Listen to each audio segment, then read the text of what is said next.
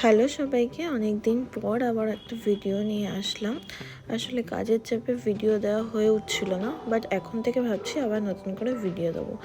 এটা আজকের ভিডিও। সকালে আমরা চারজন, মা বাবা আমি বোন, চলে গেছিলাম বড় মার দর্শনে।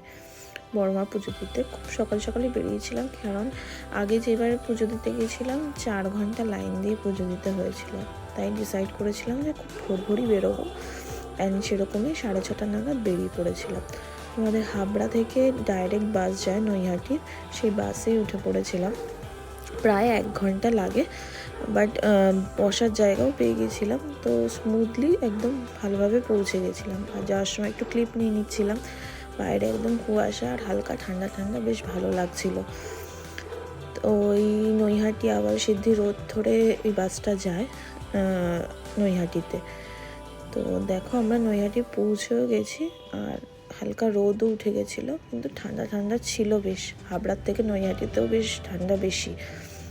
তো ওখানে গিয়ে আমরা তো ফল নিয়ে গেছিলাম বাড়ি থেকে, আর ওখানে গিয়ে ডালা কিনে নিয়েছিলাম। তো যাওয়ার সময় একটু ক্লিপ নিয়েছিল আমারও বোন।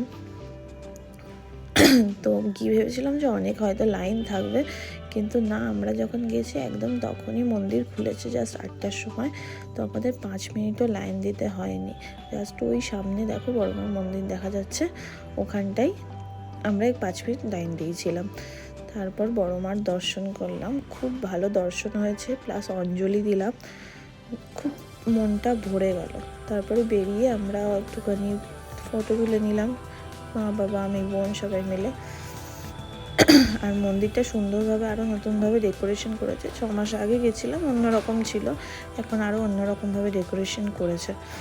তারপর মন্দির থেকে বেরিয়ে একটুখানি আমরা গঙ্গার দিকে যাচ্ছিলাম, একটু গঙ্গা দর্শন করতে। তারপর গঙ্গা দর্শন করে আমরা একটু টুকিটাকি খেলাম, ওই কচুরি মিষ্টি এগুলোই। তো ওগুলোর তো ক্লিপ নেওয়া হয়নি, দোকানে ভিড় ছিল বলে। তো এই গঙ্গা দর্শনে আমরা গেছিলাম। তারপরে খেয়ে আবার সেম বাস ধরে, বাস একদম ওখানে স্ট্যান্ড থেকেই ছাড়ে, তো একদম অসুবিধা হয়নি, বসার জায়গাও পেয়ে গেছিলাম। তো ওখান থেকে ফিরেছিলাম।